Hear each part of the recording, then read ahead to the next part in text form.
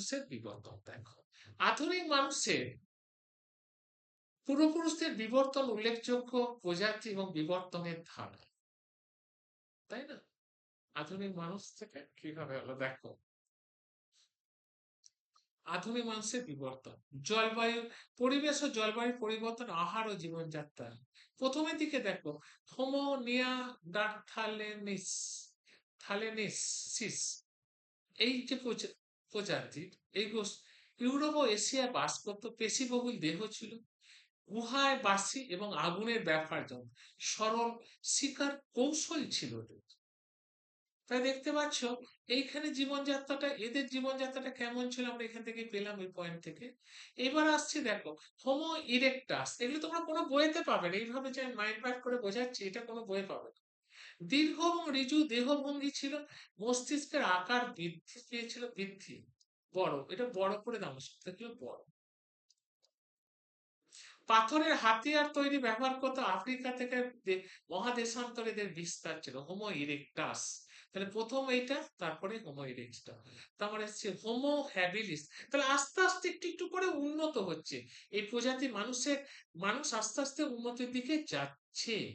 প্রথম হাতিয়ার ব্যবহার করেছিল আদি মস্তিষ্ক, পাথরের সরল সরঞ্জাম। এবার হচ্ছে হোমো হ্যাবিলিস, এদের আদি দ্বিপদী হাঁটা, ছোট মস্তিষ্ক,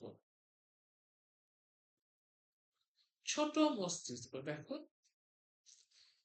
আর কি, লুসি ও আফ্রিকার বাইরে প্রথম আগমন হয়, আফ্রিকার বাইরে, বাইরে প্রথম এই, হ্যাঁ ভালোসি দেখা যাচ্ছে এর দুপা বিশিষ্ট হয়েছিল এবং মাথা আস্তে আস্তে ছোট হলো। প্রথমের দিকে কিন্তু ইরেকটাসের সমান মাথা বড় ছিল, তারপরে আস্তে আস্তে ছোট হতে নিল।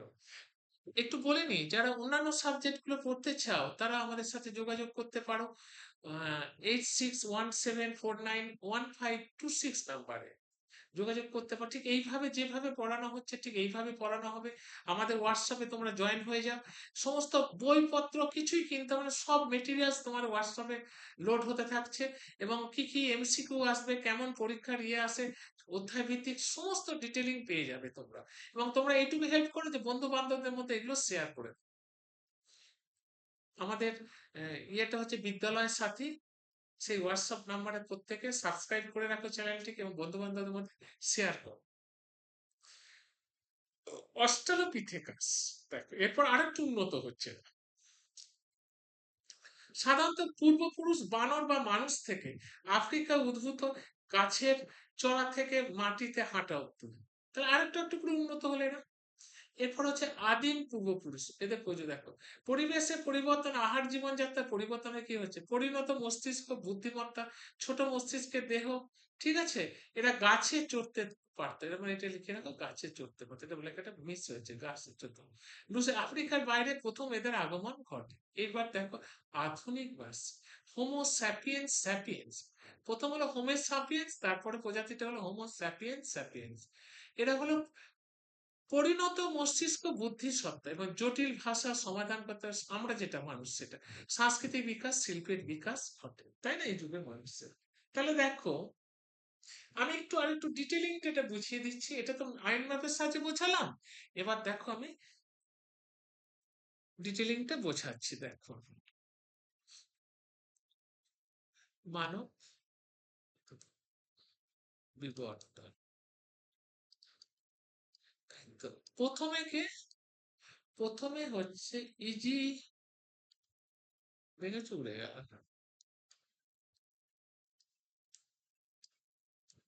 মানব বিবর্তন। প্রথমে দেখো, প্রথমে হচ্ছে দেখো ইজি, ইজি টো পি, পি থেকা, থেকাস, প্রথম মানুষ ও নরমাদি প্রাচীন পূর্বপুরুষেরা, এরা হচ্ছে পূর্বপুরুষ। তারপরে হচ্ছে দেখো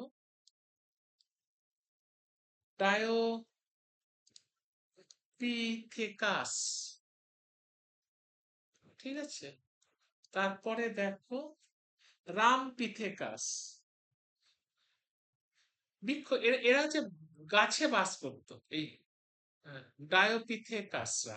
তারপরে আসছি রাম, রাম পিথেকাস। এরা আর একটু উন্নত হলো, মানব সভ্যতা পরিবারের সদস্য হিসাবে পরিগণিত হলো। এরপরে দেখো, এটা দু পায়ে হাঁটতে পারতো, এদের একটা বৈশিষ্ট্য। তারপরে হচ্ছে অস্ট্রালোপিথেকাস, এই মাত্র বললাম অস্ট্রালোপিথেকাস। আশা করি বুঝতে পেরেছো অস্ট্রালোপিথেকাস। তারপরে দেখো এখানটা, সরি এইখানটা, এরপর আসছে এখানে অস্ট্রালোপিথেকাসের পর হচ্ছে দেখো, এটা, এদের বিখ্যাত জীবাশ্ম হচ্ছে লুসি। লুসি কি একটা জীবাশ্ম, কোন জুস পাওয়া যায় অস্ট্রালোপিথেকাস, এটা পাওয়া গেছে, এটা মনে রাখতে হবে। এরা হাতিয়ার ব্যবহার করতে পারতো এই যুগের মানুষ। তারপরে হচ্ছে হোমো হ্যাবিলিস। এবার হোমো গ্রুপ আসছে, হোমো, হোমো হাবিলিস বা habilis, habilis, homo habilis. Homo হ্যাবিলিসটা পরে আসছি দেখো। এরা দক্ষ খানিকটা মানুষ হিসাবে পরিচিত, দাঁত, পায়ের হাড় এগুলো মানুষের মতো হতে থাকলো। এরপর হচ্ছে এর পরের যেটা প্রজাতি হচ্ছে দেখো Homo erectus. Homo, Homo erectus, হ্যাঁ, হোমো ইরেকটাস।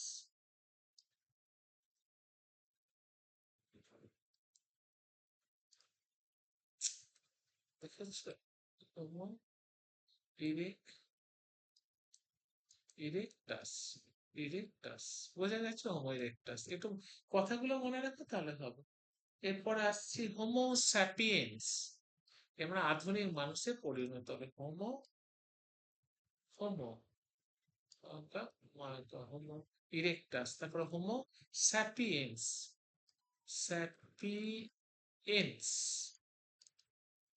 ঠিক আছে, হোমো স্যাপিয়েন্স। এরা হলো আধুনিক মানুষ, তাহলে এটুকু অংশ বোঝা গেল। তারপর আছে ইজিটোপেথেকাস, তারপর হচ্ছে ডোমোপিথেকাস, তারপরে রামপিথেকাস, তারপরে অস্ট্রালোপিথেকাস, তারপরে হোমো হ্যাবিলিস, তারপরে হোমো ইরেকটাস, তারপরে হোমো স্যাপিয়েন্স। এটুকু মনে রাখবে, এটা হলো মানব জাতির বিবর্তনের ছক। এইটুকু হলো মানব জাতির বিবর্তনের টোটালটা ছক। আমরা হোয়াটসঅ্যাপে জয়েন হয়ে যাও, ডিটেলসটা পেয়ে যাবে, বই করার কোনো প্রয়োজন নেই। আমরা যেভাবে বোঝাচ্ছি এর থেকে আর কোনো কিছুই প্রয়োজন হবে না।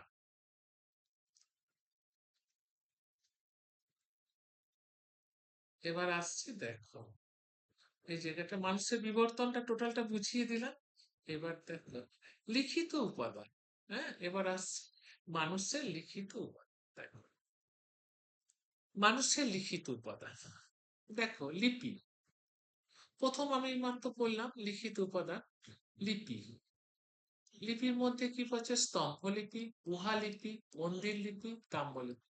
গুহার গায়ে যে খোদাই কাছে যে গুহা লিপি, মন্দিরের গায়ে যেটা মন্দির লিপি, তাম্বার উপরে যেটা খোদাই তাম, স্তম্ভের গায়ে যেটা স্তম্ভ লিপি।